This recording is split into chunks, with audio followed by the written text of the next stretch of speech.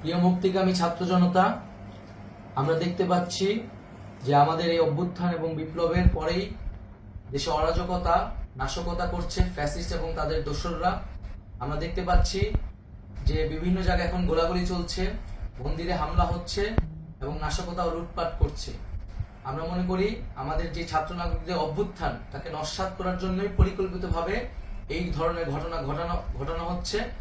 আমরা মুক্তিকামী ছাত্র জনতাকে সজাগ এবং সতর্ক থাকতে আহ্বান জানাচ্ছি এবং আমাদের যে অন্তর্বর্তীকালীন সরকার, আমরা সেই সরকারের যে প্রস্তাবনা 24 ঘন্টার সময় নিয়েছিলাম, জরুরি পরিস্থিতি মোতাবেক আমরা এখনই তার একটি রূপরেখা ঘোষণা করছি।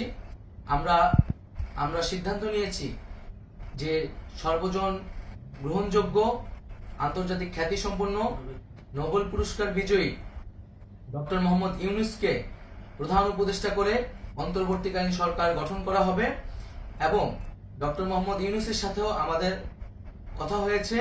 তিনি ছাত্র জনতার আহ্বানে বাংলাদেশকে রক্ষা করতে এই গুরু দায়িত্ব নিতে সম্মত হয়েছে। আমরা সকালের মধ্যেই আমরা এই সরকার গঠনের প্রক্রিয়া দেখতে চাই। রাষ্ট্রপতির কাছে আহ্বান থাকবে যে দ্রুত সময়ের মধ্যে ডক্টর মোহাম্মদ ইউনূসকে প্রধান উপদেষ্টা করে অন্তর্বর্তীকালীন সরকার গঠন করা হোক এবং এই অন্তর্বর্তীকালীন সরকারের বাকি সদস্যদের নামও আমরা সকালের মধ্যে ঘোষণা করব। প্রিয় বন্ধুগণ, দেশে যে অরাজকতা চলছে, মানুষের জীবনের নিরাপত্তাহীনতা চলছে, সেজন্য আমরা রাষ্ট্রপতির কাছে আহ্বান জানাচ্ছি দেশে আইন শৃঙ্খলা পরিবেশ ফিরিয়ে আনার জন্য দ্রুত সময়ের মধ্যে কার্যকর ব্যবস্থা নিতে হবে এবং আইন শৃঙ্খলা বাহিনীকে সহযোগিতা করার জন্য মুক্তিকামী ছাত্র জনতাও রাজপথে থাকবে এবং অন্তর্বর্তীকালীন সরকার গঠন না হওয়া পর্যন্ত মুক্তিকামী ছাত্র জনতাকে রাজপথে থেকে তাদের যে অভ্যুত্থান, সেই অভ্যুত্থানকে রক্ষা করতে হবে।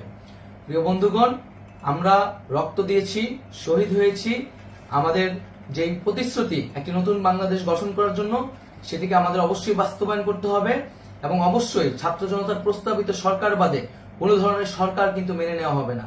আমরা বলেছি কোনো ধরনের সেনা শাসিত সরকার অথবা সেনা সমর্থিত সরকার অথবা এই ফ্যাসিস্টদের দোসরদের কোনো বিটিম সরকার কিন্তু আমরা মেনে নেব না। কোনো গণবিরোধী সরকারকে মেনে নেওয়া হবে না।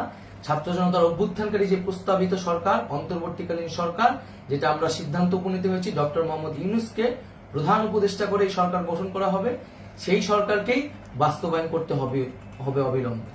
আগামীকাল সকাল থেকে সকলকে আহ্বান জানাচ্ছি রাজপথে থাকার জন্য এবং আমাদের যে সাম্প্রদায়িক সম্প্রীতি এবং রাষ্ট্রীয় সম্পদ রক্ষা কমিটির ঘোষণা হয়েছে বৈষম্যবিরোধী ছাত্র আন্দোলনের নেতৃত্বে, সকল পাড়ায় পাড়ায় এলাকায় এলাকায় সেই কমিটি পাহারায় থাকবে। আমাদের সংখ্যালঘু কমিউনিটিকে আমাদের রক্ষা করতে হবে, রাষ্ট্রীয় সম্পদ এবং এই দেশকে রক্ষা করতে হবে আমাদের।